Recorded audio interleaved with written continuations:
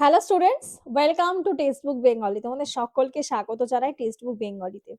আজ মোটামুটি কেউই বাকি নেই যারা কিন্তু আমরা এই ভূমিকম্পটা ফিল করেছি এবং যথেষ্টই ওটার কিন্তু মানে শক্তিশালী ভূমিকম্প বলতে পারি, কারণ অনেকটা সময় এবং অনেকটাই অনুভূত হওয়ার মতো ছিল। তো আজকে এই ভিডিওটার মাধ্যমে তোমাদের সাথে আমি পুরো ব্যাপারটাকে জাস্ট একটু আলোচনা করব যে আমাদের এই ভূমিকম্প, তোমরা প্রত্যেকেই জানো ভূমিকম্প কিভাবে হতে পারে না পারে, এবং আমরা প্রত্যেকেই সেটা ভূগোল এর বিষয় থেকে পড়েছি। বাট আজকে আমি ভিডিওটার মধ্যে একটু কিছু অন্যরকম ফ্যাক্টস এবং কি কি আমাদের সতর্কতা অবলম্বন করা উচিত সেটা নিয়েই আলোচনা করব। যারা অবশ্যই এই চ্যানেলে নতুন রয়েছে, চ্যানেলটাকে সাবস্ক্রাইব কিন্তু অবশ্যই করতে হবে এবং আরো বিভিন্ন ভিডিওর ইনফরমেশন পেতে তোমাদের কিন্তু নোটিফিকেশনটাও অন করে রাখতে হবে। তো চলো আজকে আমরা এই ভিডিওর মাধ্যমে আলোচনা করব যে কলকাতায় ভূমিকম্প এবং তার বাকি কি কি ইতিহাস। দেখো, 27শে ফেব্রুয়ারি 2026-এ যখন মাটি কেঁপে উঠেছে তখন কিন্তু সময় ছিল 1টা 20 থেকে সময় তোমার ওই 1টা 22-এর কাছাকাছি। ঠিক আছে, 1টা 20 এবং কোথাও 1টা 20 কোথাও 1টা 22 এরকম সময়ের মধ্যেই রয়েছে, এবং যার মাত্রা রিক্টার স্কেলের মাত্রায় দেখা গিয়েছিল, যার মাত্রা কিন্তু ছিল 4.9 থেকে 5.5। এবং এটার যে উৎপত্তি স্থল দেখতে পাচ্ছ ম্যাপের মধ্যে, এইখানে রয়েছে কলকাতা। সরি, একটুখানি পেনটাকে জাস্ট আমি সিলেক্ট করিনি। হ্যাঁ, সেটা হচ্ছে দেখতেই পাচ্ছ, এইটা হচ্ছে কলকাতা এবং মেন ভূমিকম্পের স্থান হচ্ছে প্রায় এই যে বাংলাদেশের খুলনা, এবং বলা হয়েছিল ডিস্টেন্স মোটামুটি 100 থেকে 120 কিলোমিটার মতো ইনক্লুডেড ডিস্টেন্সের মধ্যে কিন্তু ভূমিকম্পের তীব্রতা, এবং আমরা এই সেকেন্ড থার্ড সার্কেলের মধ্যেই পড়েছি। এবং এর মধ্যে বলা হয়েছিল যে শীত মানে সাতক্ষীরা অর্থাৎ খুলনা জেলারই সাতক্ষীরা বাংলাদেশে হচ্ছে এর উৎপত্তি।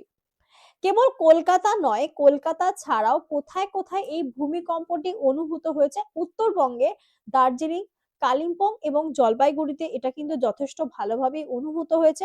আর দক্ষিণবঙ্গের বেশ কিছু জেলার মধ্যেও কিন্তু এই ভূমিকম্পটা অনুভূত হয়েছে।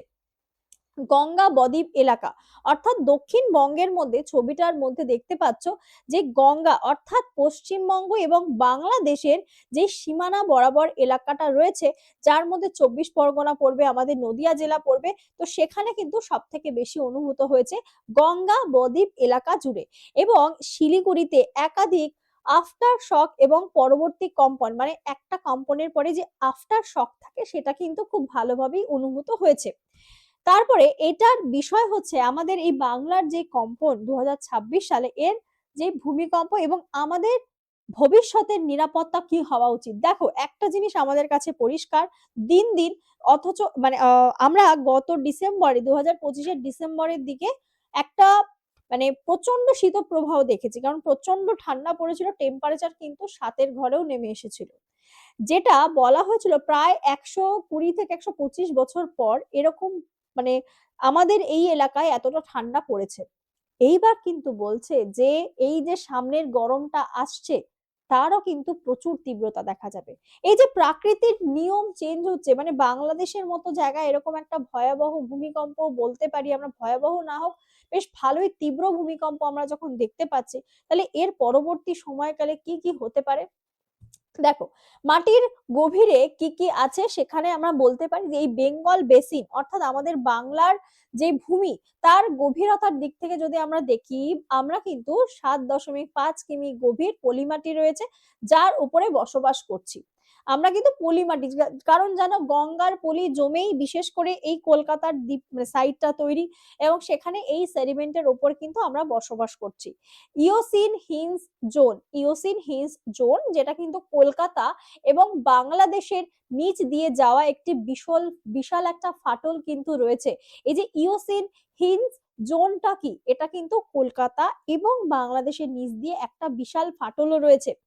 নরম মাটি ভূমিকম্পে তরঙ্গকে আরো বাড়িয়ে তুলবে, তার কারণ আমরা যখন জলের মধ্যে কোনো ঢিল ছুঁড়ি, দেখবে কিভাবে এর ঢেউটা এভাবে খেলে যায় না, ঠিক সেরকমই শক্ত মাটির থেকে কিন্তু নরম মাটির মধ্যে এই ভূমিকম্পের তরঙ্গটা খুব বেশি তাড়াতাড়ি ছড়িয়ে পড়তে পারে।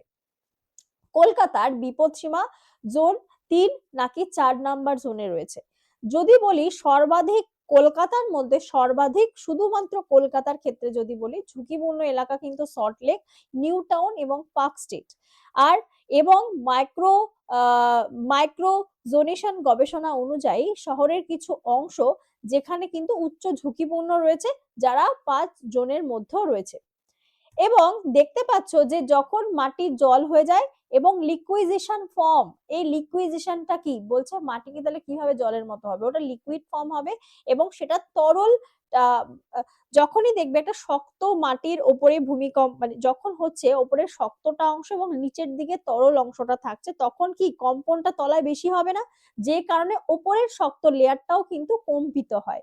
তীব্র কম্পনে মাটির কণা কিন্তু আলগা হয়ে যায় এবং জলের মতো আচরণ করে। এই যে যেটা আমি বললাম যে এই যে ওপরের যে অংশটা, এটার একটা শক্ত লেয়ার রয়েছে এবং এর পরের অংশটাই যদি আমাদের একটু লিকুইড ফর্মে চলে আসে, তাহলে কি এখানের অংশগুলো তো নড়াচড়া করতে থাকবে এবং যার দরুন এই ওপরেরটাও কিন্তু কি অলরেডি কম্পিত হবে। এবং আমরা কলকাতাতে বিভিন্ন বাড়ি দেখেছি, ছবিটার মধ্যে পরিষ্কার দেখতে পাচ্ছ এই হেলে পড়া বাড়ি অশনির সংকেত, যেটা আমাদের কলকাতার ট্যাংরা এবং বিদ্যাসাগর কলোনিতেও কিন্তু এরকম ঘটনাটি দেখা গিয়েছিল এবং এর ভিত্তি দুর্বল হয়ে যায় এবং সামান্য কম্পনই কিন্তু বাড়ি হেলে পড়ে। এর মানে মেন যদি লক্ষ্য বলো, দেখতেই পাচ্ছ যে কিভাবে হচ্ছে, কেন এই ইমারত গুলো দুর্বল হয়ে যায়। ভাসমান রাফট ভিত্তি, অর্থাৎ বাড়িটা যখন করা হয়, জানো তোমরা যে পিলার, এগুলো কেন আমি বলছি, কারণ এখনকার সময় বাড়িঘর করার আগে সেখানকার মাটিও পরীক্ষা করা হয়, তোমরা কি সেটা জানো? তো সেই মাটিটা পরীক্ষা করা হয় যাতে পিলার অনেক গভীরে গর্ত করে পিলার বসিয়ে পিলারের উপরে কিন্তু গাঁথনি করে তারপরে বাড়িঘর বা অট্টালিকা তৈরি করা হচ্ছে। যেটা কেন হচ্ছে, তার কারণ মাটি পরীক্ষা না করা এবং নরম পলি মাটিতে অগভীর ভিত্তি থাকে। অর্থাৎ তোমার বাড়ির ভিত তৈরি করার আগে সেই মাটিটাকে কিন্তু অবশ্যই পরীক্ষা করে নেওয়া উচিত যে কি ধরনের মাটি রয়েছে এবং তার গভীর থেকে গভীরতম পর্যায়ে, কারণ অনেকটা খুললে সেখানে জলের লেয়ারও আসে অবশ্যই, বাট এই জিনিসগুলো কিন্তু পরীক্ষা করতে হবে। যেমন অবৈধভাবে অতিরিক্ত তলা নির্মাণ করা, প্লাস মানে অবৈধভাবে তলা নির্মাণ মানে বারণ করা থাকে যে এই এলাকায় কিন্তু 5 তলা 6 তলা বিল্ডিং তৈরি করা নিষিদ্ধ, বাট তারপরেও সেটাকে তৈরি করা, কারণ ভার ধরে রাখতে না পারলে অটোমেটিকলি তলার ভিত নড়ে যাবে। আশেপাশে গভীর খনন করা, একটা জায়গায় বাড়ি রয়েছে তার আশেপাশেও যদি গভীর খনন করা হয় সেই ক্ষেত্রেও কিন্তু মাটির স্তরটা কি দুর্বল হয়ে যায়। আমরা দেখেছি অনেক সময় এই যে সমুদ্র বা নদীর ক্ষেত্রে পাড় ভাঙতে থাকে না, এই যে ধরো এখান দিয়ে নদী বইছে বইছে ভাঙতে ভাঙতে ধরো পাড়ের এখান দিয়ে ভেঙে গেল, অটোমেটিকলি আবার এখান থেকে ধস নেমে ভেঙে যাবে। অর্থাৎ পাশের যদি খনন কার্য চলে সেইভাবে, তো মাটি কিন্তু সেখানেও সাপোর্টটাকে হারায় এবং দুর্বল হয়ে পড়ে। এবং পশ্চিমবঙ্গের ক্ষেত্রে যদি বলি বিপর্যয় মোকাবেলার নীতি বা কি কি প্রকৌশল রয়েছে, এখানে কিন্তু আর্লি ওয়ার্নিং সিস্টেম বা আগাম সতর্কতা। আজকে কিন্তু ভূমিকম্প হওয়ার সাথে সাথে কিন্তু সবার ফোনে একটা করে মেসেজ গেছে, জানি না তোমাদের গেছে কিনা, বাট ম্যাক্সিমাম কিন্তু সবার ফোনে আমাদের সেই একটা ভূমিকম্পের সতর্কতা হিসাবে জারি কিন্তু মেসেজ এসেছে, অ্যালার্ট। এবং বিপর্যয় চলাকালীন দ্রুত উদ্ধার কার্য এবং নিরাপদ আশ্রয় কিন্তু প্রয়োজন রয়েছে এবং জরুরি অবস্থায় সেন্ট্রালাইজ কন্ট্রোল রুম রয়েছে যার সাথে যোগাযোগ করা উচিত। এখানে কিছু হেল্পলাইন নাম্বার রয়েছে, সেটা দিয়ে রাখলাম। এমার্জেন্সি ক্ষেত্রে তোমরা সেন্ট্রাল 112 কল করতে পারো, পুলিশের ক্ষেত্রে 100 ডায়াল করলে পুলিশ, 101 এর ডায়াল করলে দমকল এবং অ্যাম্বুলেন্স কিন্তু 102। আর কলকাতার ক্ষেত্রে তো এটা রয়েছে, পৌর সংস্থান যারা কলকাতা এবং পার্শ্ববর্তী এলাকায় রয়েছে তাদের জন্য এই নাম্বারটা 1600333375 এবং মেডিকেল হেল্পলাইনের জন্য কিন্তু 98009749। এটা দিয়ে রাখলাম জাস্ট, তোমাদের যদি কখনো কখনো মনে হয় বা কলকাতার আশেপাশে যারা রয়েছে তারা কিন্তু এই হেল্পলাইনের সাহায্য নিতে পারো। আর কি কি তোমাদের দায়িত্ব, কর্তব্য বা সতর্কতা কি কি তোমাদের অবলম্বন করতে হবে, বাড়িতে ফাটল দেখলে অবিলম্বে কিন্তু সেটার নজরদারি করে তার সাবধানতা বা কেন কি বৃত্তান্ত হচ্ছে সেটাকে খোঁজ নিতে হবে। নির্মাণের সময় মানে সব থেকে বেশি যারা ইন ফিউচারেও বাড়িঘর করবে বা অলরেডি করেছো তাদের জন্যও বলবো, তোমাদের মাটি সেই যেখানের উপরে বাড়িটা তৈরি হয়ে রয়েছে সেখানকার বা যারা করবে ভবিষ্যতে তারাও কিন্তু মাটিটাকে অবশ্যই পরীক্ষা করবে এবং আতঙ্কিত না হয় প্রত্যেকে সতর্ক থাকো এবং সতর্কতাকে, একজন সচেতন নাগরিকই কিন্তু একটা আমাদের সচেতন সমাজ বা একটা কি বলবো সঠিক সমাজ গড়ে তুলতে পারে। তো এই ভিডিওটা এইটুকুনি রাখছি তোমাদের জন্য। আশা করছি তোমাদের ভিডিওটা ভালো লাগবে বা হেল্পফুল হবে। এই ভিডিওর মাধ্যমে তোমাদেরকে জাস্ট এটুকুই আমার বোঝানো ছিল। যদি ভিডিওটা তোমাদের ভালো লেগে থাকে ভিডিওটাকে কিন্তু লাইক করতে ভুলো না, কেমন? আর অবশ্যই আমাদের চ্যানেলটাকে সাবস্ক্রাইব করে দিও। দেখা হবে তোমাদের সাথে আবার কোনো লাইভ ক্লাসে। সবাই সুস্থ থেকো, ভালো থেকো, সাবধানে থেকো। আজকের মতো টাটা।